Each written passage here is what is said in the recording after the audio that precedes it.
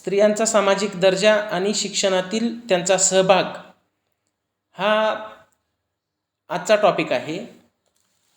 आणि या टॉपिकमध्ये आपण ब्रिटिशकालीन शिक्षण आणि स्त्रिया, स्वातंत्र्योत्तर कालखंडातील शिक्षण आणि स्त्रिया, आणि 1970 नंतरचे शिक्षण आणि स्त्रिया आणि 90 नंतरचे शिक्षण आणि स्त्रिया या सगळ्या विषयांच्या संदर्भात आपण चर्चा करणार आहोत.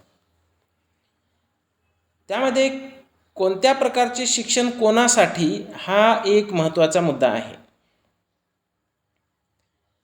शक्यतो लोक इमेज निर्माण करण्यासाठी शिक्षणाकडे पाहतात, कोणी जॉबसाठी पाहतं. प्रत्येकाचा काही ना काही त्याच्याबद्दलचा एक दृष्टिकोन असल्याचं दिसून येतं. आणि काही जणांचे पूर्वग्रहावर आधारित साचेबद्ध असे दृष्टिकोन पण आहेत शिक्षणाकडे पाहण्याचे. विशेषतः स्त्रियांच्या शिक्षणाकडे पूर्वग्रह दूषित पद्धतीने आजपर्यंत पाहण्यात येत होतं.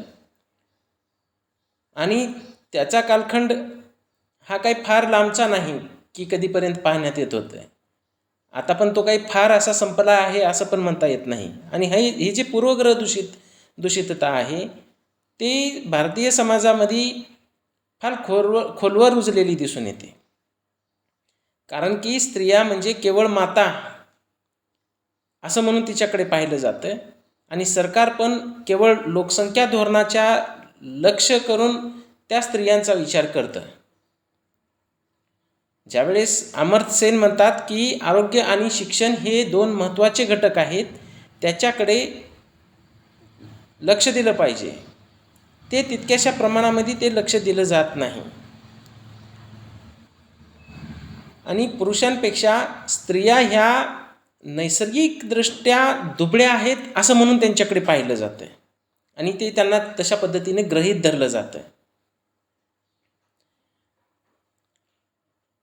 शिक्षणाचा विचार वेगवेगळ्या जात, वर्ग, प्रदेश, लिंग, ज्ञानशाखा, विद्यापीठ, रोजगार, राज्याचे शैक्षणिक धोरण इत्यादी संदर्भात त्याचा विचार करावा लागतो. आणि हा जो शिक्षण का महत्त्वाचा आहे हे आजपर्यंत आपल्याला वेगवेगळ्या लोकांनी सांगितलेलंच आहे. त्यामध्ये बाबासाहेब म्हणतात की शिक्षण हे वाघिणीचे दूध आहे आणि जो कोणी प्राशन करेल तो एक ना एक दिवस गुरगुरल्याशिवाय राहणार नाही. पण हे आज बिगर अनुदानित संस्थांच्या माध्यमातून कोणत्या प्रकारचं वाघिणीचं दूध निघत आहे काही माहिती नाही. लोकांचं उसाच्या चिपाडाप्रमाणे त्यांची अवस्था झालेली आहे. त्यांचं आर्थिक शोषण मोठ्या पद्धतीने होत आहे आणि फक्त चकचकीतपणा निर्माण होत आहे. त्याचा पण आपण विचार करू. आणि हे भारतातील उच्च शिक्षणावरील एक मोठं अरिष्ट निर्माण झालं आहे. आणि या परिस्थितीमध्ये आपण आजपर्यंतच्या शिक्षणाचा ज्यावेळेस विचार करतो त्यावेळेस त्याचे कोणकोणते टप्पे होते, त्यामध्ये मग वेगवेगळ्या कालखंडामध्ये दलित, आदिवासी, स्त्रिया यांचा कशा पद्धतीने समावेश करण्यात आला. आणि आजच्या टप्प्यावर ज्यावेळेस आपण पाहतो त्यावेळेस आपल्याला लक्षात घ्यावं लागतं की केवळ एक्सक्लुजन आणि इन्क्लुजन या पर्स्पेक्टिव्हमधून बघून चालत नाही. ते तितकंच पुरेसे नाही तर तो समावेश कसा झाला आहे असं म्हणून पाहावं लागतं. आणि अभ्यासक्रमामध्ये सुद्धा दलित, आदिवासी आणि स्त्रियांचा समावेश केला जात आहे. जसं दलित, आदिवासी, भटकेमुक्त हे लोक शिक्षणाच्या प्रक्रियेत येत आहेत आणि ओव्हरऑल शिक्षण व्यवस्था ही परिवर्तित होताना दिसत होती. काही लोक यांच्याकडे क्रायसिस इन हायर एज्युकेशन किंवा क्रायसिस इन एज्युकेशन म्हणून पाहत होते. आणि हा एक फार मोठा क्रायसिस म्हणून पाहिल्यानंतर त्यामध्ये गुणवत्तेचा ऱ्हास होत आहे असं म्हणून पाहण्याची प्रवृत्ती त्यामध्ये दिसून येत होती. परंतु हे ज्ञानाचे लोकशाहीकरण आहे आणि ते ज्ञानाचे लोकशाहीकरण होणं हे लोकशाही समाजव्यवस्थेमध्ये महत्त्वाची गोष्ट होती. म्हणून कोणी फारसं त्याच्याकडे हे आताच्या कालखंडातले जे काही सामाजिक शास्त्रातील लोक आहेत ते पाहताना दिसत नव्हते. आणि या ज्ञानाच्या लोकशाहीकरणातून प्रस्थापित प्रतीके आणि प्रतिमांना आव्हान देण्याचा प्रयत्न हा या घटकांच्या माध्यमातून होताना दिसत होता. आणि या लोकांनी सरस्वतीला ज्ञानदेवता म्हणून नकार दिला, राधाकृष्ण यांचा जन्मदिन शिक्षक दिन म्हणून नाकारला आणि वंदे मातरमला विरोध केला, हे आपल्याला दिसून येत होतं. जेंडरच्या संदर्भात म्हणजे लिंगभाव या संकल्पनेच्या संदर्भामध्ये अध्यापकांमध्येच बऱ्याचशा गैरसमजुती दिसून येतात. त्यांना लिंगभाव आणि स्त्रीवाद यातील फरक कळत नाही. स्त्रीवाद आम्ही काही लोकांना विचारल्यानंतर आम्ही कोणताही वादविवाद करत नाही, म्हणून आमच्याकडे कुठलाही वाद नाही आणि स्त्रीवादाचा काही संबंधच नाही असं म्हणून काही उत्तर देणाऱ्या काही प्राध्यापकी पेशामधील लोकांची मला इंटरव्ह्यू घेताना आलेले अनुभव आहेत. हे त्यांना शिडॉ म्हणजे काय हे पण फारसं माहीत नाही, पण ते काही सगळ्यांनाच माहिती असतं अशातला काही भाग नाही. आणि त्यामुळं आपणाला जेंडर, फेमिनिझम आणि एज्युकेशन यांचा एकत्रितरित्या विचार करणं हे जरुरी पडतं. शिक्षणाचा हेतू हा, माझा आवाज येत नाही का?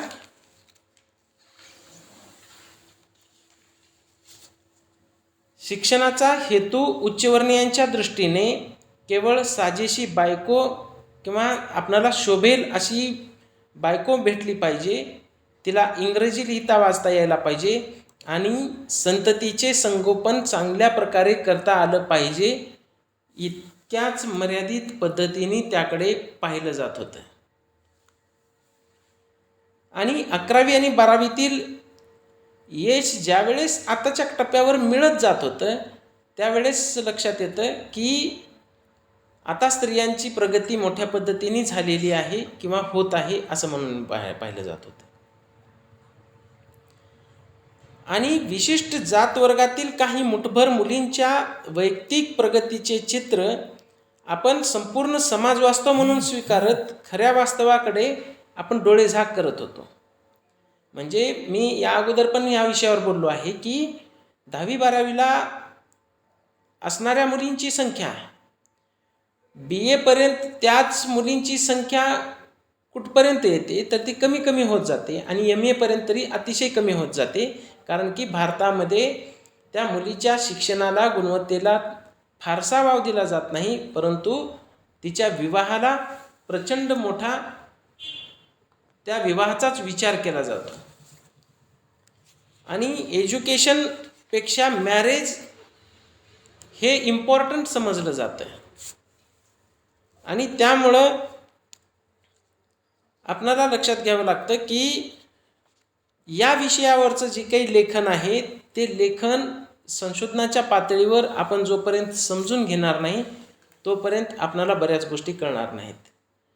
Farhat Isar, I am today talking about education and women. What is the situation of women in education? The journey of education in Indian scenario, and what kind of inclusion is happened of women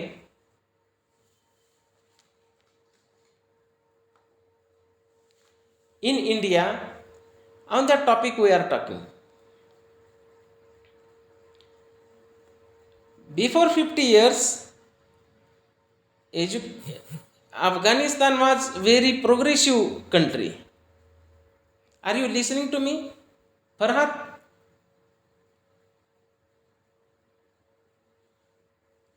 ऐकत नसेल ते. विद्युत भागवत यांनी स्त्री अभ्यास स्वरूपानी व्याप्ती हे प्रतिमा प्रकाशन पुणे यांनी एक लिहिलेलं संशोधन आपल्या या स्त्री अभ्यास केंद्रांनी काढलं. स्त्री अभ्यास केंद्रांनी आतापर्यंत बरेचसे महत्त्वाची मांडणी शिक्षणाच्या संदर्भात केलेली आपल्याला पाहावी लागेल.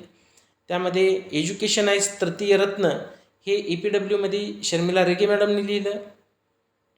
SNDT मुंबई येथील त्यांचं भाषण हे एज्युकेशनच्या संदर्भातलं होतं.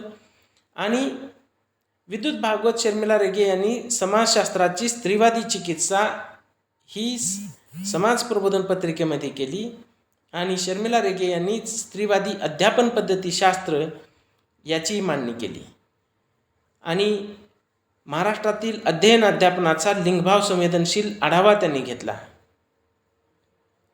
आणि चॅम्पियन प्रोजेक्ट असा एक प्रोजेक्ट त्यांनी टाकला एज्युकेशनच्या संदर्भात. त्यामध्ये ते म्हणतात की चॅम्पियन प्रोजेक्ट काय आहे, तर तो प्रोजेक्ट हा आहे की फर्स्ट जनरेशन लर्नर, की ज्यांच्या घरी कधीच एज्युकेशनची दारं खुली झालेली नाहीत, त्यांच्यासाठी त्यांच्या कुटुंबातील एक व्यक्ती जर समजा पहिल्यांदाच एज्युकेशनच्या क्षेत्रामध्ये आला असेल तर त्याची मुलाखती घेऊन त्याची प्रगती कशी झाली याचा त्यांनी वेध घेतला. आणि मी स्वतः उच्च शिक्षणातील आंतरविरोध काय आहे आणि जात आणि लिंगभाव संवेदनशीलतेचा प्रश्न हा किती गंभीर आहे ते पाहण्याचा प्रयत्न केला. आणि युनिव्हर्सिटीमध्ये वेगवेगळे जे काही विद्यापीठातील आपले विद्यार्थी आहेत त्यांनी या अगोदर काही प्रोजेक्ट टाकले होते. प्रोजेक्ट त्यांच्या अभ्यासाचा भाग म्हणून त्यांना असाइनमेंटचा भाग म्हणून देण्यात आलेला होता आणि तो विद्यापीठातील ज्या काही सेवक विहार आहेत तेथील विद्यार्थ्यांचा त्यांनी अभ्यास केला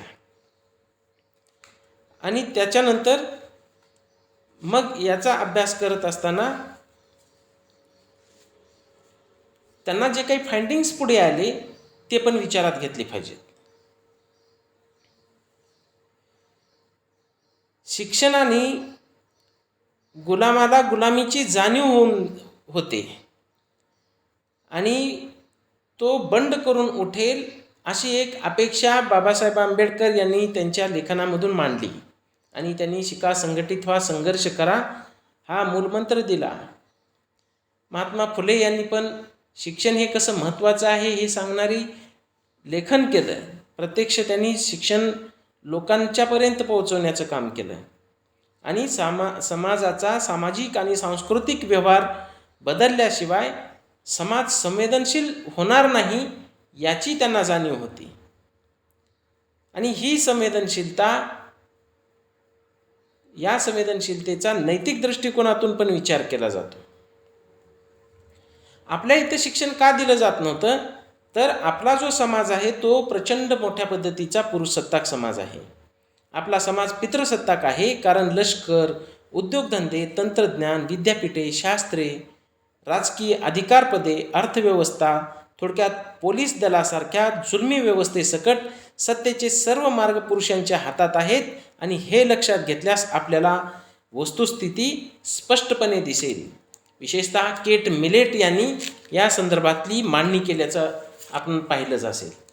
आणि दलित स्त्रियांच्या संदर्भामध्ये दलित स्त्रियांचं तिहेरी शोषण होतं आणि जातीधिष्ठित आणि परस्परांमध्ये गुंतलेल्या पुरुष प्रधानतेचा विचार करणे भारताच्या संदर्भामध्ये एक महत्त्वाचं ठरतं. स्त्रियांना शिक्षण कशासाठी असं ज्यावेळेस आपण विचारलं जातं त्यावेळेस प्रत्येकाला त्याची प्रगती करण्यासाठी शिक्षण हे महत्त्वाचं आहे हे आपण लक्षात घेतलं पाहिजे. आणि त्यामुळं ज्यावेळेस स्त्री शिक्षणाकडून स्त्री अभ्यासाकडे हा भारतीय विशेषतः महाराष्ट्रीय समाजाचा जो काही प्रवास झालेला आहे तो पाहणं जरुरी आहे. महर्षी धोंडो केशव कर्वे यांनी वीरा शिंदे यांना जाती व्यवस्थेचा जटिल प्रश्न मी यात आणू इच्छित नाही आणि ब्राह्मणेतरांच्या मुलींनी शिक्षण घेण्याचा हा काळ नाही अशा पद्धतीची त्यावेळेस मांडणी केली होती. त्यांनी त्या पद्धतीची प्रतिक्रिया दिली आणि हे वेगवेगळ्या लोकांनी लिहून ठेवलेलं आहे. महर्षी धोंडो केशव कर्वे यांनी SNDTच्या माध्यमातून स्त्री शिक्षणाबद्दलची मांडणी केली, पण ती ब्राह्मणी स्त्रियांसाठी विशेषतः ती खुली होती. आणि महात्मा फुले यांनी जी काही शिक्षणाची मांडणी केली ते कुठल्याही जाती धर्मातील शिक्षणासाठीचा एक मुक्तिदायी अवकाश त्यांनी निर्माण केला.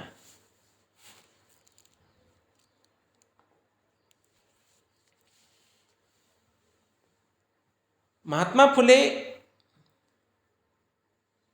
आणि महर्षी धोंडो केशव कर्वे यांच्यातील शिक्षणविषयक भूमिका ह्या वेगवेगळ्या होत्या आणि वीरा शिंदे यांना आलेला महर्षी कर्वे यांचा अनुभव हा वेगळा होता. कारण पुण्यात विधवा स्त्रियांच्या शिक्षणासाठी महर्षी धोंडो केशव कर्वे यांनी अनाथ बालिकाश्रम काढला होता. आपल्या परित्यक्त्या बहिणीलाही या संस्थेत प्रवेश मिळावा यासाठी महर्षी शिंदे या आश्रमात गेले होते. पण शिंदे यांना कर्वे यांच्याकडून वरील उत्तर मिळाले आणि शेवटी ते जनाक्कांना ख्रिस्ती शाळेत घालण्याचा निर्णय महर्षी शिंदे यांना घ्यावा लागला.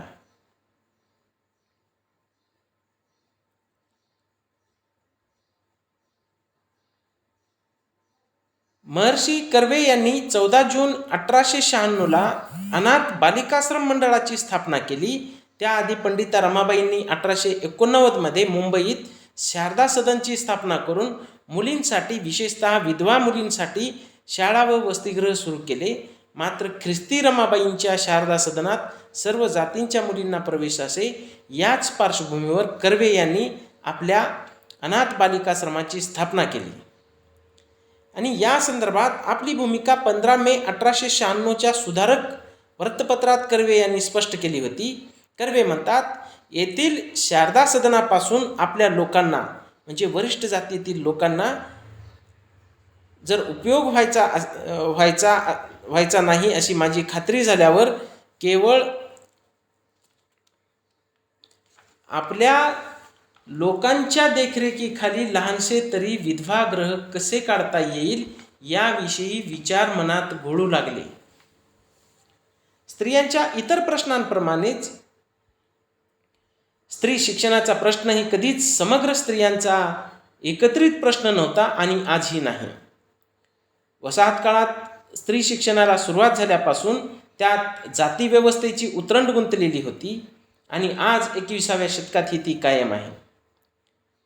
3 ऑक्टोबर 1892च्या सुधारकच्या अंकात लोकमान्य टिळकांची मुलगी 6वीच्या परीक्षेला बसणार म्हणून तिचे कौतुक केलेले आहे आणि या कालखंडात केवळ ब्राह्मण उच्चवर्णीय मुलीच्या यशाचा आनंद व्यक्त केला जात होता आणि एवढ्यापुरतीच ही बाब मर्यादित नव्हती, तर कनिष्ठ जातीच्या मुली आपल्या मुलींबरोबर शिकणार नाहीत याविषयीही उच्चवर्णीय समाज दक्ष होता. थोडक्यात कनिष्ठ जातींच्या मुलींना आपल्या उच्च जातीय मुलींच्या बरोबरीने शिक्षण दिले जाऊ नये. त्याचवेळी वेश्या, तमासगीर, देवदासी, जोगतिनी यासारख्या नीच जातीच्या म्हणजेच कनिष्ठ जातीच्या स्त्रियांनी ज्ञानाचा ज्ञही उच्चारता कामा नये अशी ही तटबंदी स्त्री शिक्षणाला सुरुवात होण्याआधीच उभारली जात होती. म्हणून जातीचा आणि पुरुषसत्तेचा आपल्याला संबंध लक्षात घ्यावा लागतो आणि हे जातीचे आडसर मुलींच्या शिक्षणाच्या बाबतीतही होतेच. त्यावरून मुलींच्या शिक्षणाच्या बाबतीत ते किती कठोर आणि काटेकोर असतील याची कल्पना आपणाला येते. 1854 साली वुड्स डिस्पॅच नावाचा एक खलिता ब्रिटिश राज्यकर्त्यांकडून या देशातील जनतेसाठी पाठवण्यात आला.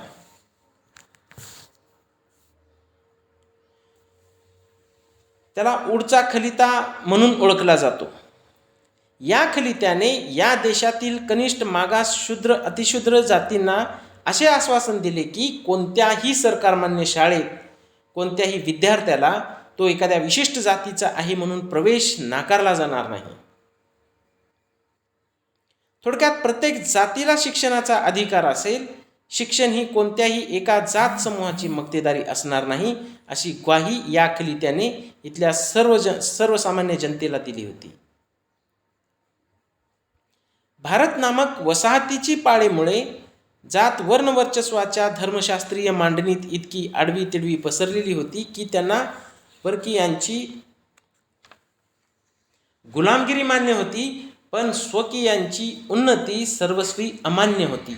त्यामुळेच 1854मध्ये नेटिव्ह ओपिनियन कनिष्ठ जातीच्या मुलींना शाळेत प्रवेश असणार नाही याविषयीचे मत व्यक्त करते.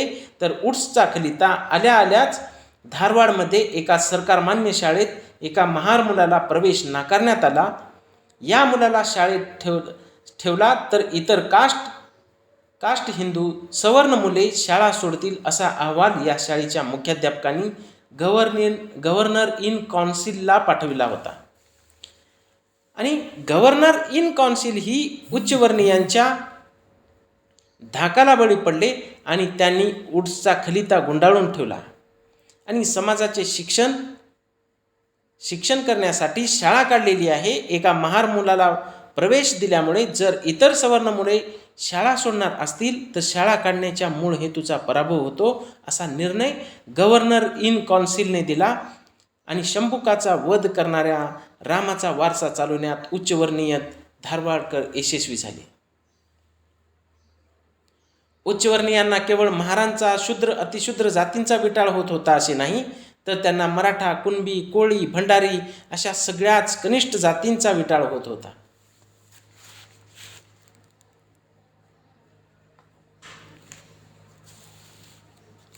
इथल्या सर्वसामान्य जातींना ज्ञानापासून वंचित ठेवणे हा जात वर्ण वर्चस्ववादी व्यवस्थेचा पाया आहे. या पायावरच या व्यवस्थेचा सगळा डोलारा उभा होता आणि आहे. या डोलाऱ्याला धक्का लागण्याची वेळ जेव्हा जेव्हा येते तेव्हा इथला उच्च जात वर्गीय अभिजन फुटकारत उभा राहतो. हे आपण वेळोवेळी अनुभवास घेतलेलं आहे. इथल्या बहुजनांकडून सातत्याने एकलव्य आणि शंभुकाची उदाहरणे दिली जात असली तरी त्यापेक्षा अर्वाचीन इतिहासात, पेशवाईत आणि ब्रिटिश कालखंडात शिक्षणाच्या क्षेत्रात जे काही डावपेच खेळले गेले ते अधिक चरचरीत आहेत असं आपल्याला दिसून येतं. म्हणून या शिक्षणाचा विचार हा सखोलतेने केला पाहिजे असं मला वाटतं. आणि आज बहुजन मुलींच्या शिक्षणाची गाडी अर्ध्यावरच थांबत असेल, ज्याचा उल्लेख मी आता थोड्या वेळापूर्वी केलेला होता की 12वीला मुलगी फर्स्ट क्लासमध्ये येणाऱ्यांची संख्या जास्त, 10वीच्या मुलींची संख्या जास्त आणि तेच BA MA पर्यंत त्यांचं होतं काय नेमकं त्याबद्दलचा जो विचार होता तो. आणि म्हणून आज बहुजन मुलींच्या शिक्षणाची गाडी अर्ध्यावरच थांबत असेल तर तिच्या हातातली पाटी आजही फुटकीच असेल, तर त्यातले अनेक कारणे या अर्वाचीन इतिहासाशी थेटपणे नाते सांगणारे आहेत हे लक्षात येतं. आणि शिक्षण क्षेत्रातले तेव्हाचे जातमानस आजही त्याच विशिष्ट पद्धतीने कार्यरत आहेत. बहुजन स्त्रीच्या शिक्षणाची वाट कधीच साधी सोपी सरळ नव्हती, हेच हा अर्वाचीन इतिहास आपणाला सांगतो.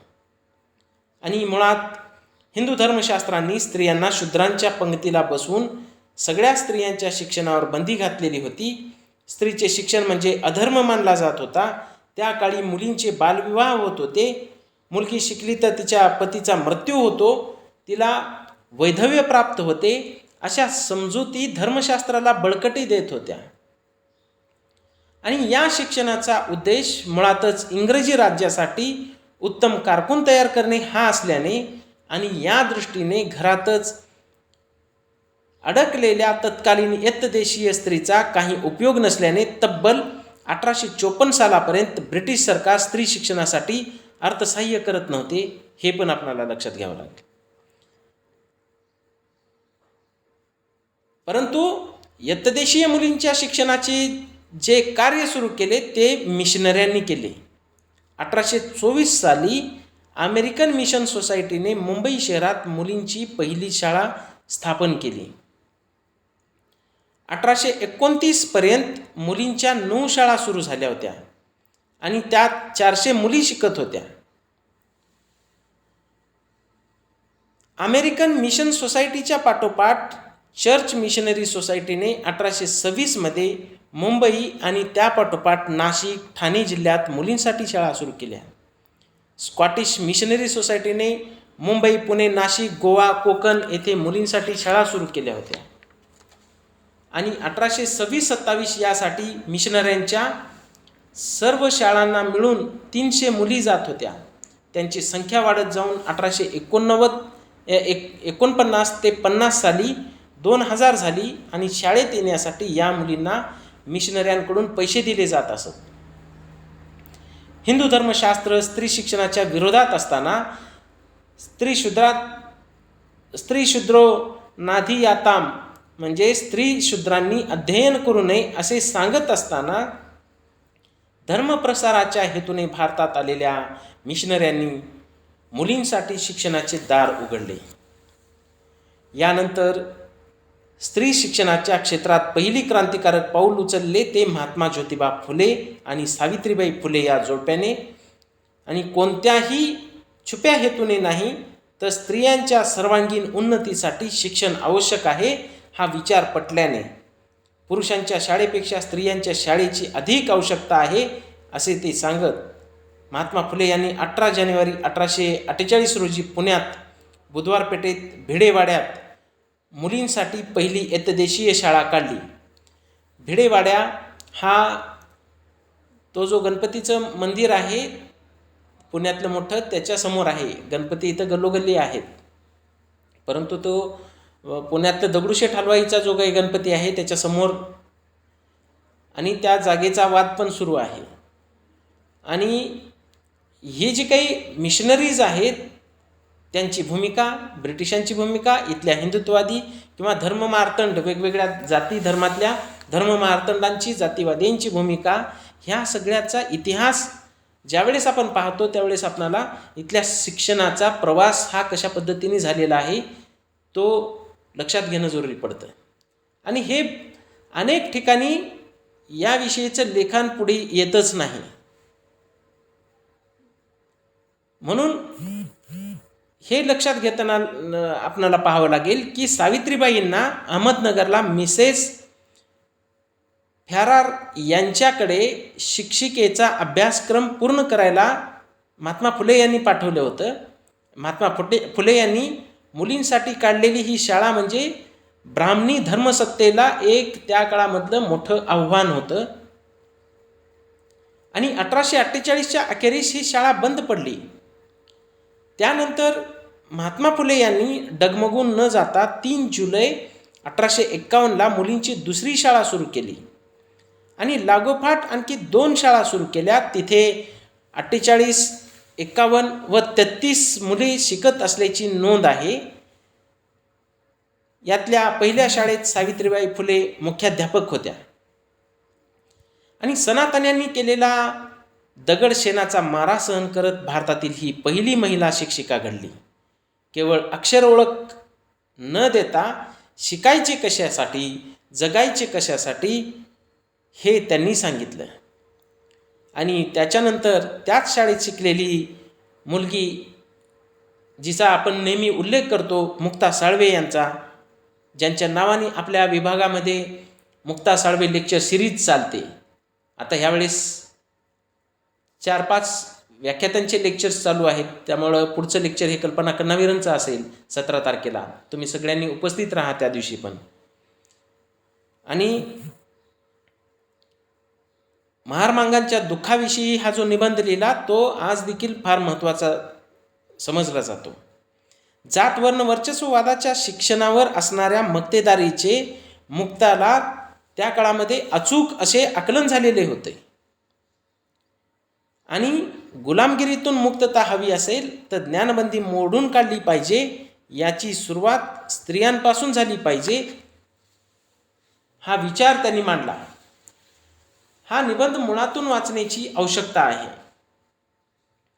स्त्रियांना शिक्षण कशाला द्यायचे, कशासाठी द्यायचे या प्रश्नाचे वासाती काळात तत्कालीन वृत्तपत्रांमधून, सभांमधून अनेक चर्चा झालेल्या दिसून येतात. आणि या प्रश्नाचे उत्तर देताना उच्चवर्णीय सुधारकांची दृष्टी वेगळी होती, तर महात्मा फुले, महर्षी शिंदे, छत्रपती शाहू, डॉक्टर बाबासाहेब आंबेडकर या बहुजन समाजातून आलेल्या समग्र परिवर्तनासाठी शिक्षण हवे असे म्हणणाऱ्या परिवर्तनवाद्यांची दृष्टी ही वेगळी होती. हे आपल्याला लक्षात घ्यावं लागतं. आणि आपापल्या जात वर्णाची स्त्री घडविण्याची प्रक्रिया 19व्या शतकातील सुधारणाविषयक चळवळीच्या कालखंडात दिसून येते. आपल्या स्त्रीच्या जगण्यात, सामाजिक कौटुंबिक स्थानात जर काही बदल होणार असेल तर तो आपल्या जात वर्गानुसारच झाला पाहिजे, यासाठी ब्राह्मणी पितृसत्ता दक्ष होती. आणि इंग्रजांनी इथल्या एतदेशीयांना मागास ठरविताना त्यांच्या स्त्रियांच्या अज्ञानीपणावर, पशुवत जगण्यावर बोट ठेवलेले होते. ज्ञानावर मक्तेदारी सांगणाऱ्या इथल्या उच्चवर्णीयांना ही टीका बोचणारी होती. शिवाय इंग्रजी शिक्षण घेऊन ब्रिटिश राजवटीतील नोकऱ्यांमध्ये स्थिरावणाऱ्या उच्चवर्णीय पुरुषांना आपल्या स्त्रियांचे अज्ञान खुपू लागले होतेच. म्हणून शिकलेली बायको पाहिजे म्हणून उच्चवर्णीय लोकांनी तेथील त्यांच्या जातीतील स्त्रियांसाठी शिक्षणाची दारे खुली केलेली आपल्याला दिसून येतात. ते काही फार प्रोग्रेसिव्ह दृष्टिकोन त्यामागचा नव्हता हे आपल्याला लक्षात घ्यावं लागतं. त्यामुळं उच्चवर्णीयांची दृष्टी काय होती शिक्षणाचा याचा ज्यावेळेस विचार करतो त्यावेळेस लक्षात येतं की आपल्याला शोभेल अशी, साथ देईल अशी बायको हवी असेल तर तिचे किमान शिक्षण झालेले असले पाहिजे, तिला इंग्रजी लिहिता वाचता यायला पाहिजे, ही इच्छा उच्चवर्णीय पुरुषांच्या मनात निर्माण झालेली होती. आपली स्त्री शिकलेली असेल तर आपल्या संततीचे संगोपन अधिक चांगल्या प्रकारे करू शकेल, तिचे ग्रहकौशल्य वाढेल. हे मुद्दे स्त्री शिक्षणाच्या समर्थनासाठी मांडले जाऊ लागले. मात्र या सगळ्यांचे ध्येय साजेशी बायको घडविणे हेच होते. म्हणूनच 1884 मध्ये नेटिव्ह ओपिनियन आपल्या स्त्रियांना पाकशास्त्र, मुलांचे संगोपन, स्वधर्म यांचे शिक्षण द्यावे असे सांगते. त्याचवेळी कनिष्ठ जातीच्या स्त्रियांसाठी शाळा बंदी जाहीर करते. आणि हे जे काही शिक्षण होतं त्या शिक्षणामधून घरामध्ये स्वयंपाक कसा करता येईल, लहान मुलांचं संगोपन कसं करता येईल याचा विचार दिसून येतो. आणि त्या SNDTमध्ये याविषयीचे गृहोपयोगी वेगवेगळे काम हे त्यांना शिकवले जात होते स्त्रियांच्यासाठी. हे पण आपण लक्षात घेतलं पाहिजे. आणि हा बराच काळापर्यंत अशा पद्धतीचे त्यांनी कोर्सेस राबवले. आणि म्हणून ब्राह्मणी सुधारणावाद्यांनी आपल्या स्त्रियांपुरतेच स्त्री शिक्षण मर्यादित ठेवले तरी पण त्याची गुणवत्ता ही या पद्धतीची होती. आणि म्हणून प्राथमिक शिक्षण मुलामुलींसाठी सक्तीचे आणि मोफत असले पाहिजे अशी भूमिका महात्मा फुले यांनी सुरुवातीला घेतली होती. पण ब्रिटिश सरकार ही जबाबदारी उचलायला त्या काळामध्ये तयार नव्हते. आणि 1911 ते 12 मध्ये नामदार गोपाळकृष्ण गोखले यांनी दिल्ली कायदेमंडळात प्राथमिक शिक्षण मोफत आणि सक्तीचे करण्याचा ठराव मांडला. मात्र मुलींचे शिक्षण मोफत आणि सक्तीचे करण्यास पुण्यातील उच्चवर्णीय अभिजनांनी विरोध केला. मात्र त्याचवेळी मुलींनाही मोफत आणि सक्तीचे शिक्षण असावे या मागणीसाठी 1920 मध्ये महर्षी वीरा शिंदे यांनी पुण्यात जनाक्का शिंदे आणि रमाबाई रानडे यांच्या नेतृत्वाखाली तब्बल 2000 स्त्रियांचा मोर्चा काढला होता. आणि 14 वर्षाखालील मुलामुलींची एक सभाही भरवली होती. आणि याच काळात जून 1920 मध्ये अखिल भारतीय बहिष्कृत समाजांची परिषद नागपूर येथे झाली. आणि छत्रपती शाहू महाराज या परिषदेचे अध्यक्ष होते.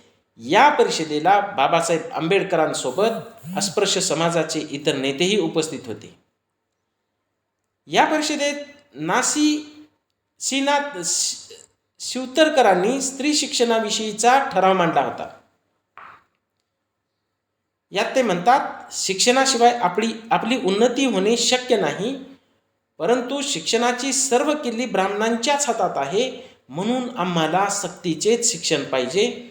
प्राथमिक शिक्षण मुलींना आणि मुलांना मोफत व सक्तीचे शक्य तितक्या लवकर सुरू करावे ही भूमिका त्या काळात सीना शिवतरकरांनी मांडलेलीची दिसून येते. डॉक्टर आंबेडकरांनी स्त्री शिक्षणाचा सातत्याने पुरस्कार करणे ही गोष्ट त्यांच्या विचारविश्वाशी सुसंगत आणि स्वाभाविक अशीच होती. ही पाठराखण केवळ व्यक्ती म्हणून नव्हती तर बहिष्कृत अस्पृश्य समाजाने समाज म्हणून मुलींच्या शिक्षणावर लक्ष ठेवले पाहिजे याकडेही त्यांचे लक्ष होते. आणि म्हणूनच मार्च 1927 मध्ये महाड येथे झालेल्या कुलाबा जिल्हा बहिष्कृत परिषदेच्या अधिवेशनात त्यांनी एक ठराव संमत केला होता. त्यामध्ये ज्या ठिकाणी शाळा असेल तेथील लोकांनी मुलामुलीस शिक्षण दिलेच पाहिजे अशी पंचांनी ताकीद द्यावी. नियम मोडल्यास दोषास पात्र व्हावे लागेल असा निर्णय करावा.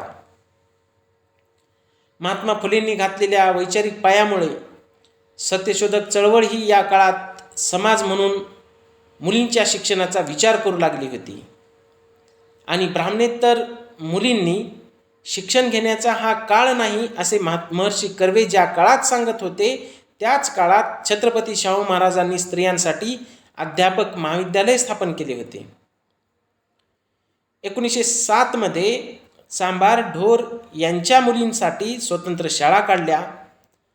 बहुजन समाजातल्या ब्राह्मणेतर मुलींच्या शिक्षणाचा प्रवाह सुरू करायचा असेल तर त्यासाठी स्वतंत्र सोय हवी, स्वतंत्र शिक्षिका हव्यात, याची जाणीव बहुजन ब्राह्मणेतर शिक्षणाला होऊ लागली होती. या सगळ्या पार्श्वभूमीवर स्वातंत्र्योत्तर काळात स्त्री शिक्षणाला सुरुवात झाल्याचं आपल्याला दिसून येतं. स्वातंत्र्योत्तर काळातील स्त्री शिक्षणाचा ज्यावेळेस विचार करतो त्यावेळेस वसाहती काळातील सुधारकी प्रयत्नांमधून जो ज्योतिबा आणि सावित्री यांनी रचलेल्या पायाच्या आधारावर, तसेच धोंडो केशव कर्वे यांच्यासारख्या धोरणीपणांमुळे काहीशा किलकिल्या झालेल्या शिक्षणाच्या दरवाजातून उच्च जातीय उच्चवर्णीय स्त्री धीम्या गतीने का होईना पण न थांबता न अडकळता शिक्षणाची शिडी चढू लागली होती आणि ब्राह्मणी पुरुषसत्ताकता आपल्या स्त्रीच्या शिक्षणाच्या बाबतीत, विकासाच्या बाबतीत लवचिक होऊ लागली होती. त्याचा फायदा ब्राह्मण जात समूहातल्या स्त्रियांना झाला. पण त्याचवेळी कनिष्ठ मागास जातींच्या बहुजन स्त्रिया स्वातंत्र्य मिळाले तेव्हाही मोठ्या प्रमाणात शिक्षणापासून वंचित होत्या आणि वसाहती काळात बहुजन नेतृत्वाने बहुजन स्त्रियांच्या शिक्षणासाठी काही प्रयत्न केले. वसाहती काळामध्ये बहुजन नेतृत्वाने बहुजन स्त्रियांच्या शिक्षणासाठी काही प्रयत्न केले असले तरी स्वातंत्र्यपूर्व आणि स्वातंत्र्य मिळाले त्या काळात जाती व्यवस्थेचा आणि त्या अनुषंगाने येणारा आर्थिक विपन्नतेचा काच एवढा तीव्र होता की शिक्षणाची गाडी बहुजन मुलांच्या पुरुषांच्याच दारात पोहोचत नव्हती, तर ती बहुजन मुलींना, स्त्रियांना कुठे सामावून घेणार याचा पण आपण विचार केला पाहिजे. शिक्षणाची गाडी ही सगळ्यांच्या दारात असली पाहिजे, पण ती मुलांच्याच अगोदर जिथं पॅट्रियार्की सिस्टीम मुलांचा विचार करते तिथं मुलांना शिक्षण भेटत नसेल तर स्त्रियांना तरी मध्ये कोण जाऊ देणार आहे त्या व्यवस्थेमध्ये. आणि त्यामुळे ही विषमतेचा एक विचार सामाजिक परिस्थितीनुसार कशा पद्धतीने केला जाऊ शकतो शिक्षणाच्या संदर्भामध्ये ते पण आपल्याला पाहता येऊ शकतं. आणि आजच्या काळामध्ये हे पाहिलं तर दिसतं की आज मुख्य समस्या आहे ती शाळाबाह्य मुलामुलींची. आता लॉकडाऊन आहे आणि या काळामध्ये शाळाबाह्य मुलांची नोंदणी करण्याचा कोणीतरी प्रयत्न करताना दिसत होतं. आज सगळेजणच शाळाबाह्य असल्यासारखे आहे. आणि स्वातंत्र्य प्राप्त झाले तेव्हा तरी शिक्षणाच्या क्षेत्रात मुख्य समस्या शाळा भरती ही होती.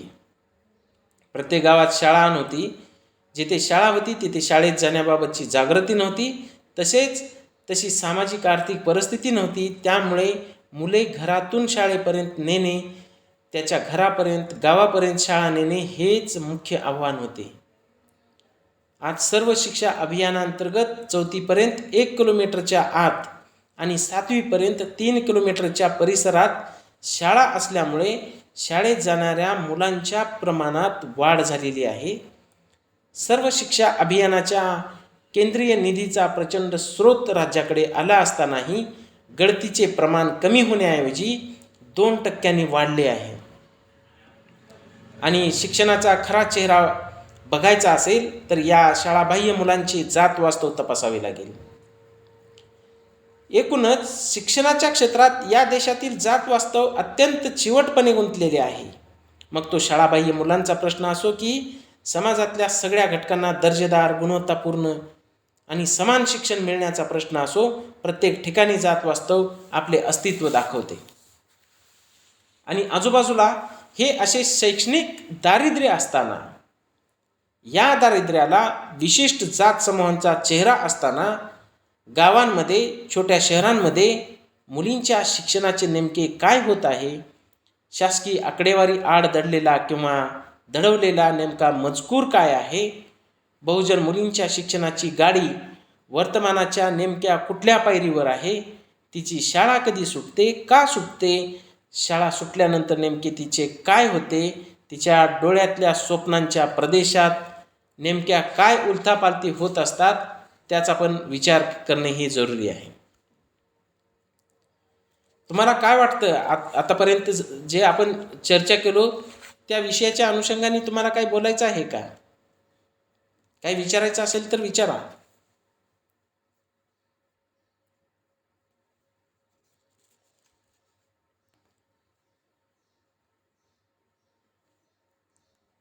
स्वातंत्र्यपूर्व काळामध्ये मनुस्मृतीवर आधारलेले पेशव्यांचे ब्राह्मणी राज्य होते. त्याचा पण संदर्भ आपल्याला लक्षात घ्यावा लागेल. बाबासाहेबांच्या संदर्भामध्ये ज्यावेळेस आपण पाहतो शिक्षणाविषयीच्या विचारांच्या संदर्भामध्ये, त्यावेळेस BC कांबळे यांनी 2007 साली काही खंड प्रकाशित केले होते. त्याच्यातला खंड 5वा जर आपण पाहिला तर तो शिक्षणाच्या संदर्भामध्ये बरंचसं लिखाण त्याच्यामधून प्रसारित होतं. त्यात त्यांनी लिहितात की डॉक्टर बाबासाहेब आंबेडकरांनी शिक्षणविषयक निवेदन सादर केले होते आणि हे निवेदन सुमारे 20 छापील पानांचे असून त्यामध्ये 1813 सालापासूनचा शैक्षणिक आढावा घेण्यात आला आहे आणि ईस्ट इंडिया कंपनीच्या काळापासूनची माहिती त्यात देण्यात आलेली आहे. त्याचे 4 कालखंड करण्यात आलेले आहेत. डॉक्टर बाबासाहेब आंबेडकरांनी केलेल्या शैक्षणिक संशोधनाप्रमाणे मुंबई इलाक्यातील शिक्षणाची सुरुवात युरोपियनांच्या मुलांसाठी झाली. 1815 पासून ही सुरुवात करण्यात आली. त्यासाठी मुंबई शिक्षण संस्था म्हणजे बॉम्बे एज्युकेशन सोसायटी स्थापन करण्यात आली.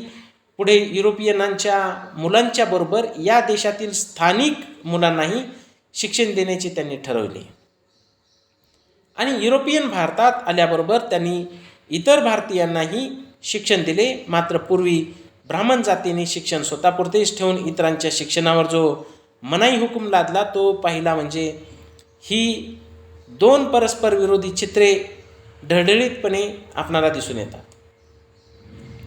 आणि 1855 मध्ये अस्पृश्य लोकांसाठी पहिली प्राथमिक शाळा उघडण्यात आली. याच वेळच्या बोर्ड ऑफ एज्युकेशन सारख्या सरकारी उच्च मंडळाने अस्पृश्यांच्या एका शाळेची खास नोंद करावी आणि तीही आपल्या अहवालामध्ये करावी ही विशिष्ट गोष्ट आहे. हा उल्लेख त्यावेळच्या मंडळाला सहज दडपूनही टाकता आला असता, परंतु तसे घडले नाही.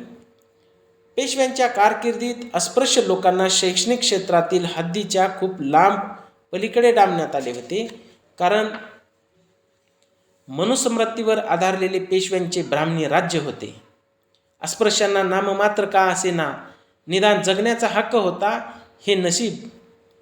शिक्षणाचा हक्क मात्र नाकारण्यात आलेला होता. त्यामुळे पेशवाई बुडाल्याबद्दल कनिष्ठ वर्गाच्या लोकांनी सुटकेचा निश्वास सोडला होता.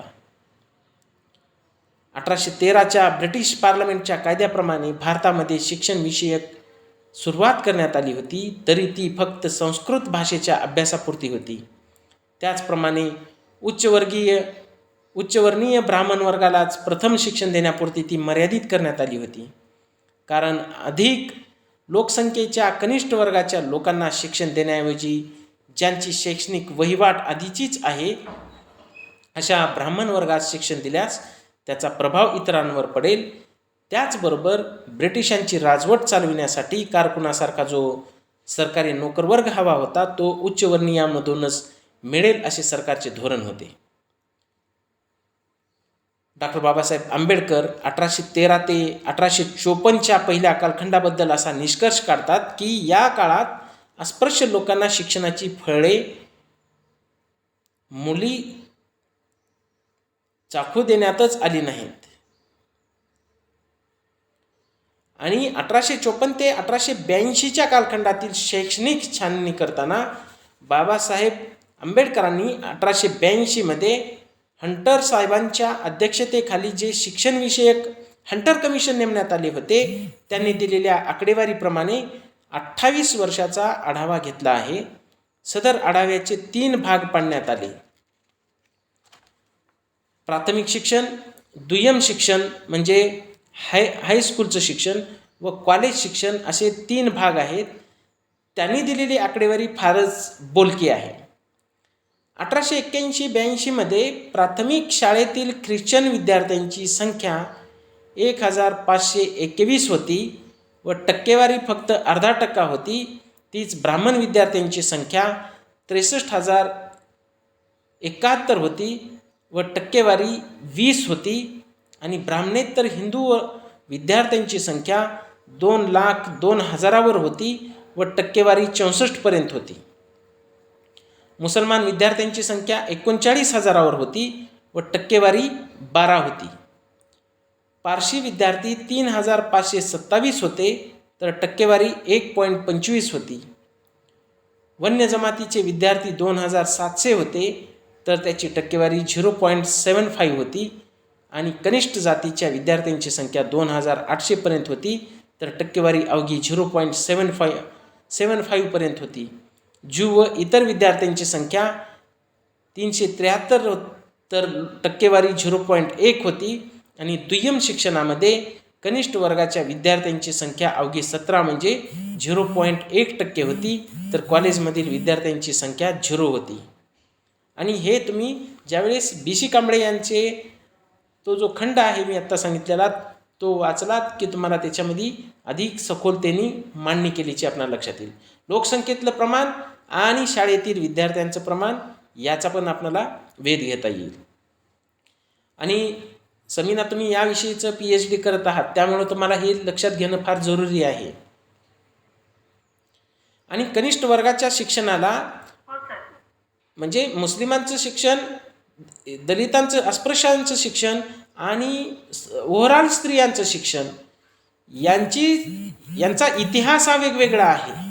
त्यामुळं त्याची अधिक सखोलतेकडे जावं लागेल. ह्या प्रत्येक गोष्टीकडे सेपरेटली पाहावं लागेल. आणि म्हणून आपल्याला कनिष्ठ जातीच्या संदर्भात बघतो त्यावेळेस कनिष्ठ वर्गाच्या शिक्षणाला उच्चवर्णीयांकडून जसा अस्पृश्य द्वेषातून तडाखा बसत होता त्याचप्रमाणे ब्रिटिश सरकारकडूनही एक प्रकारच्या खोट्या भीतीतून तसा तडाखा बसत होता. हे वरील जी आकडेवारी आहे त्याच्यावरून ही बाबासाहेब आंबेडकरांनी ते दाखवून दिलं आहे. आणि वरिष्ठ वर्णीयांच्या प्रमाणे ब्रिटिश गौरवर्णीयांची भीती अशी होती की कनिष्ठ वर्गात शिक्षण दिले तर त्यामुळे एक प्रकारची क्रांती होईल आणि त्या क्रांतीचे पहिले बळी परदेशी लोकच असतील असं त्यांना वाटत होतं. याऐवजी ब्राह्मणादी उच्चवर्णीयास शिक्षण दिले तर शिक्षण वरून खाली झिरपत येऊ शकेल व वरिष्ठ वर्णीयांचा उपयोग कारकुनीच्या कामासाठी राज्यकारभारात करता येईल. अशा भीतीमुळे सर्वसामान्य जनतेचे शिक्षण करण्याचे धोरण नावालाच राहिले आणि पूर्वीप्रमाणेच शिक्षणाची मक्तेदारी ब्राह्मणादी उच्चवर्णीयांकडेच ठेवली गेली.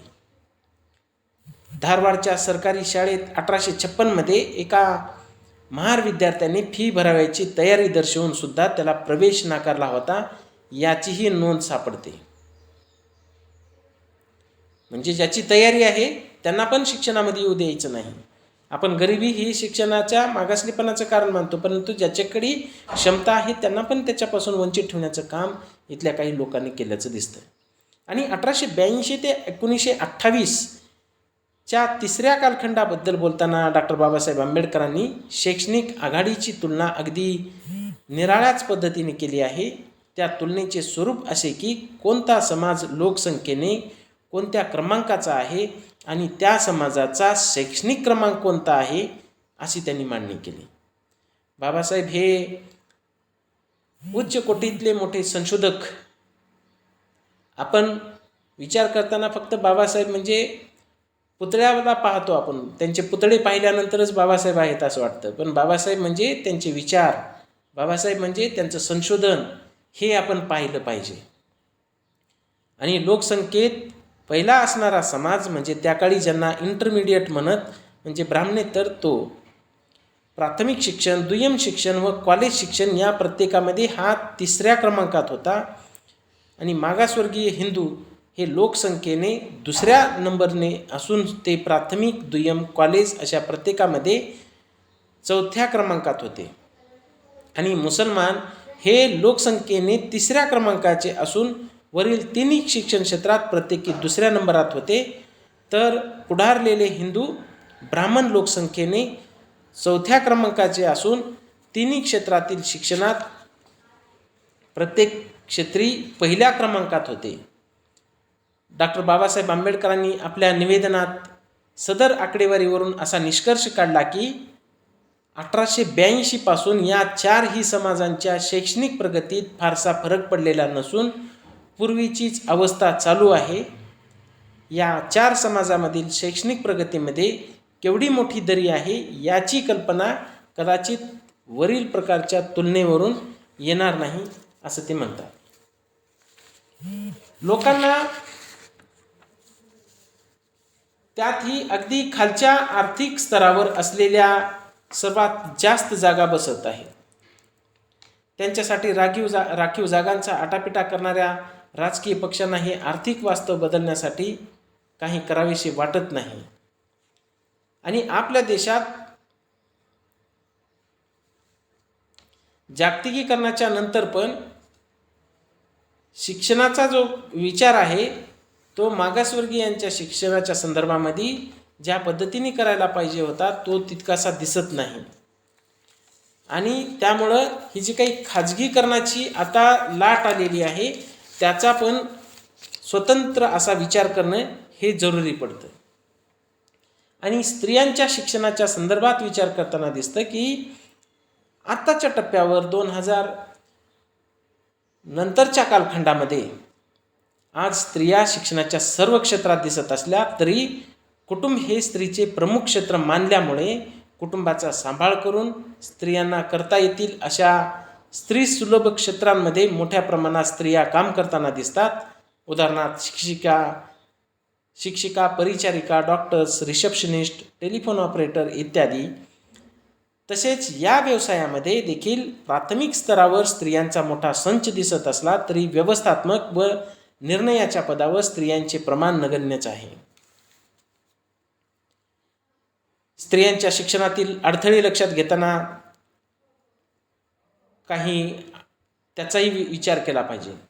समकालीन समाजामधील स्त्रियांच्या शिक्षणात अडथळे नेमके कोणते आहेत तर तो आहे की समाजातील जात पितृसत्ताक रचना व त्याच्यामुळे निर्माण झालेला स्त्री शिक्षणाप्रतीचा एक नकारात्मक दृष्टिकोन आणि स्त्रीच्या आयुष्याचे मुख्य ध्येय चूल आणि मूल हेच गृहीत धरल्यामुळे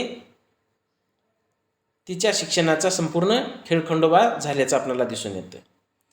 आणि तिसऱ्या बाजूला मुलगी ही परकीयांच्या घरचं देण आहे आणि तिला कधी ना कधी दुसऱ्या घरामध्ये जावं लागणार आहे आणि त्यामुळं मुलगी ही परक्याचं धन आहे असं म्हणून जे काही विचारसरणी इथं काम करत असते आणि तो एक प्रकारचा सॉफ्टवेअरच आहे तो स्त्रियांच्या शिक्षणामध्ये अडथळा ठरताना दिसून येतो.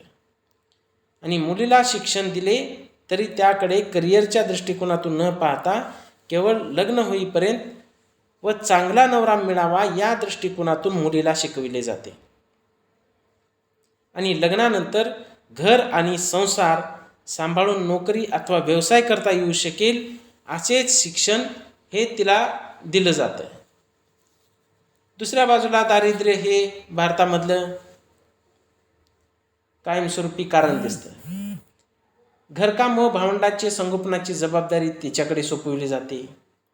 शेतकरी कुटुंबातील मुलींचे शेतीच्या हंगामात शाळेत अनुपस्थित राहण्याचे व गळतीचे प्रमाण ही खूपच असते. दुसऱ्या बाजूला बालविवाह आहे, अपुऱ्या शैक्षणिक सुविधा आहेत, स्त्री शिक्षकांचा अभाव मोठ्या पद्धतीने शिक्षण व्यवस्थेत दिसतो आणि नीरस शिक्षण आणि नीरस पद्धतीची अध्यापन पद्धती आणि लिंगभाव संवेदनहीनता ही शिक्षणाच्या प्रत्येक टप्प्यावर आपणाला दिसून येते. शाळांमधील अभ्यासक्रमासोबत अध्यापन पद्धती व शिक्षकांचा वर्गातील व्यवहार देखील एक प्रकारचा पितृसत्तात्मक दृष्टिकोन बाळगून होत असल्याचा दिसतं. आणि खाजगीकरणाने शिक्षणाविषयीची जी काही क्रांती व्हायला पाहिजे होती ती क्रांती रोखण्याचं काम केलं आणि शिक्षण खऱ्या अर्थाने समाजाकडे चिकित्सक होण्यास शिकवते का की प्रत्यक्षपणे ते स्त्रियांची दुय्यम भूमिका त्यांची गृहिणी माता हीच पारंपरिक भूमिका वठविते याबद्दलचा आपण विचार केला पाहिजे.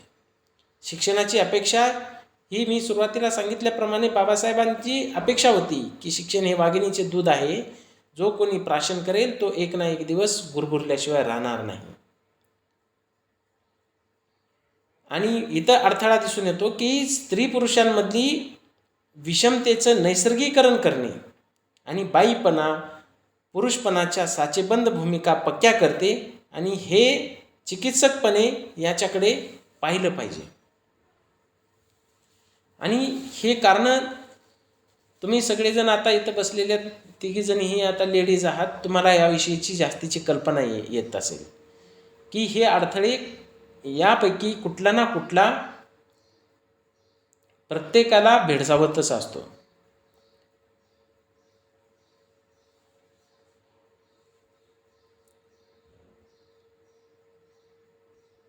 पंडिता रमाबाई यांच्या संदर्भामध्ये ज्यावेळेस आपण पाहतो आणि त्यांनी शिक्षणाविषयी विचार व्यक्त केलेले आहेत, आपण हे सगळं स्वातंत्र्यपूर्व कालखंडातून पाहू. पुढच्या लेक्चरला आपण कधीतरी स्वातंत्र्योत्तर कालखंडातील शिक्षणाबद्दलचा दुसरा टप्पा आपण त्याच्यामध्ये घेऊ. शिक्षणाचे विचार इतिहास कालखंड, स्वातंत्र्योत्तर कालखंड म्हणजे 1947 ते 2000पर्यंतचा कालखंड आणि 2000 नंतरचा कालखंड जागतिकीकरणातील शिक्षण, अशा 3 टप्प्यामध्ये ज्यावेळेस आपण पाहतो त्यावेळेस स्वातंत्र्योत्तर कालखंड म्हणजे जो दुसरा कालखंड आहे त्याच्यामध्ये कोणकोणते धोरणं कोणकोणत्या कालखंडात काय पद्धतीची राबविण्यात आली याविषयीचा विचार असतो. आणि जागतिकीकरणामध्ये शिक्षण महर्षीकडून शिक्षण सम्राटांकडे कशा पद्धतीने झुकाव झाला, डॉक्टर D.N. धनागरे यांनी याविषयीची मांडणी त्यांच्या या पुस्तकामधून पण केलेली आहे. पण आपण ज्यावेळेस इतिहासामध्ये जाऊ त्यावेळेस आपल्याला लक्षात येतं की पंडिता रमाबाई यांनी 1858 ते 1922 असा त्यांचा कालखंड आहे. त्यामध्ये ते म्हणतात की स्त्रीला सामाजिक वर्तुळात जागा टिकविण्याकरता पुरुषांपेक्षा कितीतरी पटीने जास्त परिश्रम करावे लागतात, पण तिला सार्वजनिक वर्तुळात वैध स्थान नेहमी नाकारण्यात येते. त्यांची शिक्षणासंबंधीतील मते महत्त्वाची आहेत. पंडित रमाबाईंनी स्त्री शिक्षण हा स्वप्रगतीचा पाया मानला आहे व स्त्री शिक्षणाने स्त्रीत्व व गृहिणीच्या कर्तव्याला कुठेही धक्का लागत नाही, हे त्यांचे ठाम मत होते. दयानंद सरस्वती यांनी स्त्रियांसाठी जातवार शिक्षणाचा पुरस्कार केला, तसेच मुलामुलींच्या एकत्रित शिक्षणाला विरोध केला. त्यांनी मुलामुलींच्या शाळेमध्ये किमान 4 मैल अंतर असावे अशी भूमिका घेतली होती. जातीव्यवस्थेला तडा देणारे आंतरजातीय प्रेमविवाह संबंध होऊ नयेत, जातीव्यवस्थेच्या संवर्धनासाठी महत्त्वाचे असलेले स्त्रियांवरील लैंगिक निर्बंध अबाधित राहावेत, या हेतूने त्यांनी शिलाचे गौरवीकरण केले. डॉक्टर राधाकृष्णन यांनी स्त्रीने पुरुषाचे अनुकरण न करता पुरुष योग्य उत्तम शिक्षण घेईल तसे स्त्रीने स्त्री योग्य असे शिक्षण घ्यावे, असे त्यांनी ते मत व्यक्त केले होते. म्हणजे स्त्रीनं स्त्रीच कसं राहील आणि चांगल्या प्रकारची स्त्री राहील आणि पुरुषांनी पुरुष म्हणून ते चांगल्या प्रकारचं कशी राहील, हे लिंगभाव असंवेदनशील पद्धतीने मांडणी राधाकृष्णन यांनी पण केल्याचे दिसून येते. याचा समाचार सत्यशोधक चळवळीतून वेळोवेळी घेण्यात आल्याचं दिसतं. आणि भारतीय राज्यघटनाकर्त्यांनी शिक्षणाकडे सामाजिक परिवर्तन, वैयक्तिक विकास व सामाजिक समतेचे एक साधन म्हणून पाहिल्याचा आपण विचार करतो. आणि त्यामुळं त्यांनी कलम 15(3) नुसार सरकार स्त्रिया आणि मुलांच्या विकासार्थ विशेष तरतूद आणि कार्ययोजना राबवू शकते, अशा पद्धतीची त्यांनी मांडणी केली.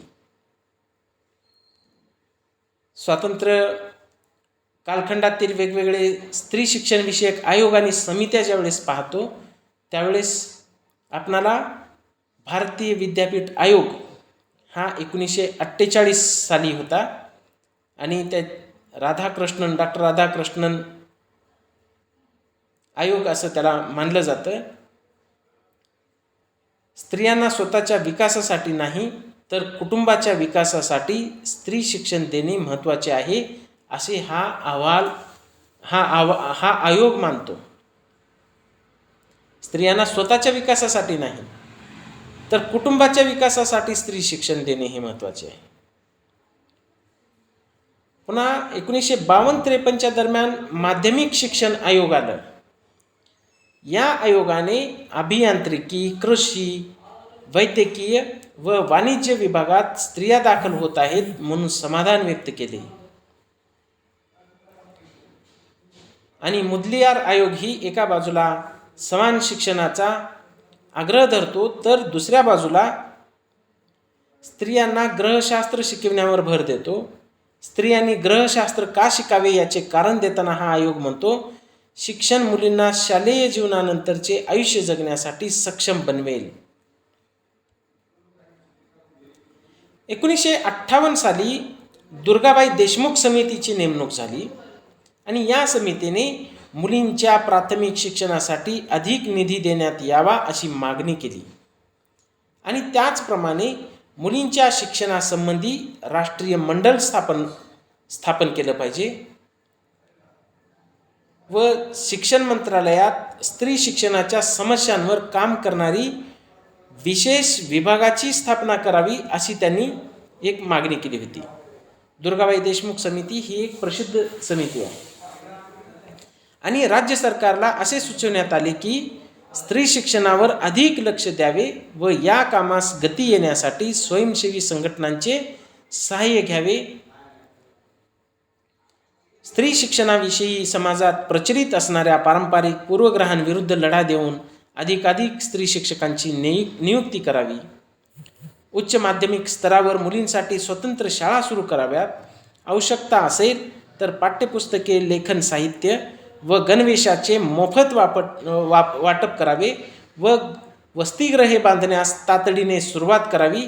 अशा पद्धतीची मांडणी दुर्गाबाई देशमुख समिती यांनी 1958 दरम्यान केल्याचं दिसून येते. त्यानंतर समिती स्थापन झाली हंसा मेहता समिती. दुर्गाबाई देशमुख समितीने केलेल्या सूचनेप्रमाणे 1959 मध्ये स्त्रियांच्या शिक्षणासाठी राष्ट्रीय मंडळाची म्हणजे नॅशनल काउन्सिल ऑन वुमेन्स एज्युकेशनची स्थापना झाली आणि या मंडळाने 1961 मध्ये वेगळ्या अभ्यासक्रमाच्या मुद्द्यावर हंसा मेहता समिती नेमली आणि या समितीने हे स्पष्ट केले की लिंगाधारित वेगवेगळा अभ्यासक्रम निर्माण करण्यात कुठलाच तार्किक आधार नसून समितीने समान अभ्यासक्रमाची मागणी केली. या अगोदर स्त्रिया आणि पुरुषांना वेगवेगळ्या पद्धतीचा अभ्यासक्रम राबविला जात होता, त्याला या समितीने विरोध केला आणि लिंग आधारित श्रमविभाजन हे स्त्री पुरुषांच्या मानसिक अलगतेचा परिणाम असल्याचा तर्क अमान्य केला व व्यावसायिक अभ्यासक्रम आणि ग्रहशास्त्रे मुले आणि मुली दोघांनाही शिकविण्याची महत्त्वपूर्ण सूचना त्यांनी केल्याचं आपल्याला दिसून येतं. दुर्गाबाई देशमुख यांच्यानंतर हंसा मेहता आणि त्यानंतर 1986चं राष्ट्रीय शैक्षणिक धोरण यामधील स्त्रियांच्या शिक्षणासंबंधित भागाचे ते पण विश्लेषण केलं पाहिजे. अनेकांना असे वाटते की स्त्रियांसाठी बनवलेल्या या शैक्षणिक धोरणाची निष्ठेने अंमलबजावणी केली असती तर स्त्रियांचा सामाजिक दर्जा आणि शिक्षणातील त्यांचा सहभाग मजबूत होण्याचे प्रमाण नक्कीच यशस्वी झाले असते. परंतु या शैक्षणिक धोरणात अनेक त्रुटी आणि अंतर्विरोध आहेत. त्यांच्यासकट धोरण राबवले गेले तर ते अपेक्षित परिणामांच्या दिशेने कदापि जाऊ शकणार नाही अशा पद्धतीची मांडणी ही करण्यात आली आणि या 1986च्या शैक्षणिक धोरणाबद्दल डॉक्टर अनिल सदगोपालन यांनी संदर्भासहित स्त्रीवाद या पुस्तकामध्ये एक महत्त्वाचा लेख लिहिला आहे आणि ज्यावेळेस या धोरणाच्या संदर्भात विचार करतो त्यावेळेस या धोरण आणि कार्यक्रम व योजना यामध्ये काही अंतर्विरोध आहेत का, धोरणाच्या विविध मुद्द्यांमध्ये कलमांमध्ये अंतर्विरोध आहेत का, आणि सभोवतालचे सामाजिक आर्थिक वास्तव आणि तयार केलेले धोरण यामध्ये मेळ आहे की नाही याचा विचार करावा लागतो ज्यावेळेस आपण चिकित्सा करतो त्यावेळेस. आणि 1986च्या राष्ट्रीय शैक्षणिक धोरणात काय नमूद केलं आहे हे सखोलतेने अगोदर वाचन त्याचं पूर्ण असलं पाहिजे. स्त्रियांच्या सामाजिक दर्जात मूलभूत बदल घडवून आणण्याचे साधन म्हणून शिक्षण वापरले जाईल आणि भूतकाळातील साठत गेलेल्या अनेक विपरीत गोष्टी म्हणजे डिस्टॉर्शन्स संपुष्टात आणण्यासाठी शिक्षणाला स्त्रियांच्या बाजू उचलून धरणारी दृष्टी विचारपूर्वक दिली जाईल आणि राष्ट्रीय शैक्षणिक धोरण हे स्त्रियांच्या सक्षमीकरणासाठी सकारात्मक हस्तक्षेपाची भूमिका बजावेल. हे कार्य दृढनिश्चयाने सामाजिक घटिताच्या स्वरूपात म्हणजे सोशल इंजिनिअरिंगच्या स्वरूपात केले जाईल असं नमूद करण्यात आलं. आणि या धोरणात शिक्षण या संकल्पनेचा विचार अशा पद्धतीने केला गेला आहे की जणू काही शिक्षण आपले आपणच स्त्रियांच्या सामाजिक दर्जात परिवर्तन घडवून आणेल आणि त्यांच्या समस्यांचे निराकरण आपोआप होईल असं म्हणून पाहण्यात आलं. स्त्रियांच्या संदर्भातील सर्व समस्यांवरील जणू एक अक्षीर इलाज म्हणजे स्त्री शिक्षण हे धोरण असे मानते की शिक्षणाला योग्य दिशा मिळाली पाहिजे. अपेक्षित सामाजिक बदल आपोआप होतीलच, भले मग बाकी संबंधित घटक आहेत तसेच राहिले तरी हरकत नाही. आणि राष्ट्रीय शैक्षणिक धोरण असेही आश्वासन देते की शैक्षणिक संस्थांनी विशिष्ट नियमात बंदिस्त करणाऱ्या मर्यादा सोडून थोडे बाहेर पडावे, तसेच त्यांच्या क्षेत्राबाहेर जाऊन काही एक सामाजिक हस्तक्षेप करण्याच्या उद्देशाला हे धोरण पाठिंबा देईल. प्रत्यक्षात मात्र अगदी उलट अनुभव येतो. 8-9 राज्यांमध्ये सुरू केलेल्या महिला समाख्या कार्यक्रमातील अगदी सुरुवातीच्या टप्प्यावरील काही अपवाद वगळता राष्ट्रीय शैक्षणिक धोरणातील बहुतेक कार्यक्रम समाजाभिमुख न राहता शैक्षणिक संस्थांपुरतेच मर्यादित राहताना दिसतात. मुलींची शाळेत पटनोंदणी करण्याची असो किंवा मुलींची गळती थांबवण्याबाबत उपस्थितीचे प्रमाण वाढवण्याबाबत असो किंवा मुलींना व्यवसायपूरक शिक्षण देण्याविषयी असो वा महाविद्यालयीन विद्यार्थिनींसाठी उत्कृष्ट दर्जाचे व्यावसायिक अभ्यासक्रम निर्माण करण्याचे असो, या साऱ्या ठिकाणी समाजाभिमुखतेचा अभावच आढळतो. आणि राष्ट्रीय शैक्षणिक धोरणात म्हटल्याप्रमाणे अनेक विद्यापीठांमध्ये स्त्री अभ्यास केंद्रे ही सुरू झाली आणि याचं सगळं श्रेय या जवळपास आज भारतामध्ये 200 स्त्री अभ्यास केंद्र हे कार्यरत आहेत. त्या सगळ्यांची पार्श्वभूमी हे 1986चं राष्ट्रीय धोरण शैक्षणिक धोरण असल्याचं आपल्याला दिसून येतं. आणि स्त्रियांच्या सामाजिक दर्जात संदर्भात अनेक पैलूंचे अभ्यास केले जात आहेत. त्यामध्ये नवीन ज्ञान निर्मिती होत आहे. हे पण आपल्याला हा जो अहवाल आहे त्याचंच एक फलित म्हणून पाहता येऊ शकेल. आणि आज स्त्री अभ्यास केंद्रांमार्फत जे अभ्यासपूर्ण संशोधन केले जाते किंवा सर्जक ज्ञाननिर्मिती केली जाते त्यांचा संबंध विविध सामाजिक व्यवस्थांशी जोडण्याच्या प्रक्रियेबाबत काही भान निर्माण करण्याचा प्रयत्न केला जातो, हे पण आपण पाहिलं पाहिजे. आणि या शैक्षणिक धोरणातून स्त्रियांच्या सामाजिक दर्जात सुधारणा घडवायची तर समाजाच्या पुरुषसत्ताक रचनेला आव्हान देण्याची गरज ही त्याची पूर्व अट राहील. पण असे काही बघण्याच्या इच्छेचाही पूर्ण अभाव त्यात असल्याचं आपल्याला दिसतं. पुरुषसत्ताक समाजात उपलब्ध असलेल्या सीमित अवकाशातच स्त्रियांच्या सामाजिक दर्जात सुधारणा करावी लागेल असे या धोरणात गृहीत धरण्यात आले आहे. आणि पितृसत्ताक सामाजिक संरचनेला अभंग ठेवत स्त्री सशक्तीकरण करणारी कोणतीही योजना म्हणजे स्त्रियांची दिशाभूलच ठरत असते. आज वेगवेगळ्या कॉलेजेसमध्ये वेगवेगळ्या ठिकाणी स्त्री सक्षमीकरणाची चर्चा केली जाते. त्या सगळ्यांचा विचार पण केला पाहिजे. प्रत्येक व्हॉट्सअपच्या ग्रुपवर महिला सबलीकरणाची चर्चा आहे. हे 8 मार्च झाल्यानंतर लगेच लोकांना वाटतं की काहीतरी महिला सबलीकरण म्हणजे मोठी घडामोड आपण घडवून आणत आहोत आणि त्याच्यातून महिला सबलीकरण होत आहे. पण कुठलीही क्लॅरिटी डोक्यामध्ये नसताना, कुठलीही त्या विषयाच्या अभ्यासाची पार्श्वभूमी नसताना फक्त सेमिनारचं आयोजन करतो त्यावेळेस तोंडघशा पडण्याची वेळ या अभ्यासकांवर येत असते आणि हे वेगवेगळ्या व्हॉट्सअपवरून प्रसारित करत असतात की कॉल फॉर पेपर पाठवून द्या, पुन्हा नंतर मी सेमिनार घेत आहे महिला सबलीकरणाविषयी, स्त्रियांच्या शिक्षणाविषयी, अशा पद्धतीचे पेपरसाठी कॉल केला जातो. आणि त्याच्यामुळं अडचण अशी होते की लिहिणारा एक पॅम्पलेट पद्धतीने एक 2-3 हजार शब्दामध्ये तो लिहून देतो. त्याच्यातून कुठलं संशोधन बाहेर पडत नाही, ना कुठलंही काही विचार पण बाहेर टाकू शकत नाही. नावापुरतं ते संशोधन होतात, नावापुरते सेमिनार होतात, परंतु या विषयाच्या अनुषंगाने ज्यावेळेस विचार करतो त्यावेळेस पुरुष सत्ता अबाधित ठेवून, म्हणजे सामाजिक संरचना ही अभंग ठेवून त्यामध्ये कुठलेही बदल न करता स्त्रियांच्या सबलीकरणाची जी काही चर्चा केली जाते ती एक दिशाभूल करणारी चर्चा असते, हे आपण लक्षात घेतलं पाहिजे. आणि मुलींच्या शिक्षणासाठी अथवा स्त्रियांच्या सबलीकरणासाठी शाळेला जोडून पाळणाघर ही योजना आवश्यक आहे. तरच मुलींना शिशुसंगोपनाच्या कामापासून काही वेळ तरी सुटका मिळेल आणि त्या मुली शाळेत शिकू शकतील. हा पण विचार या 1986च्या धोरणाने दिला. भारतात विशेषतः ग्रामीण भागात आज ही अतिशय सरंजामशाही सामाजिक वातावरण असल्याचं दिसून येतं आणि ग्रामीण भागात स्वयंपाकासाठी लागणारी जळाऊ लाकडे, चारा, पाणी इत्यादी सार्वजनिक संसाधनांचे दुर्भिक्ष दिवसेंदिवस वाढतच चालले आहेत. त्याचा परिणाम मुलींच्या शाळेतील वाढत्या अनुपस्थितीवर होताना दिसतो.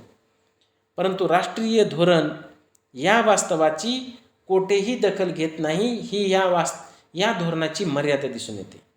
मी ग्रामीण भागातही राहिलो आहे, शहरी भागातही राहिलो आहे, वेगवेगळ्या सर्व प्रकारच्या भागांमध्ये राहिलो आहे. त्याच्यामुळं हे जी काही मांडणी आणि सदगोपालन यांनी त्या धोरणाची चिकित्सा केली होती ती फार महत्त्वाची होती असं मला दिसून येतं. आणि आपल्या देशात कष्टकऱ्यांना किमान वेतन मिळावे, किती मिळावे आणि स्त्री पुरुषांना समान वेतन मिळावे या संदर्भातील कठोर कायद्यांचा प्रचंड मोठा अभाव आहे. परिणामस्वरूपी असंख्य मुलींना घरकामासाठी नोकर म्हणून किंवा कुटुंबाला मदत आवश्यक आहे यास्तव मजुरी करावी लागते. याचा कोठेही विचार झालेला दिसत नाही. किशोरवयीन आणि लहान मुलींच्या लैंगिक शोषणाचा प्रश्न समाजात भयानक रूप धारण करत चाललेला आहे. या विषयावर मागे वेबिनार पण मी आयोजित केलेला होता. अटेंड झाला होतात की नाही त्या वेबिनारला?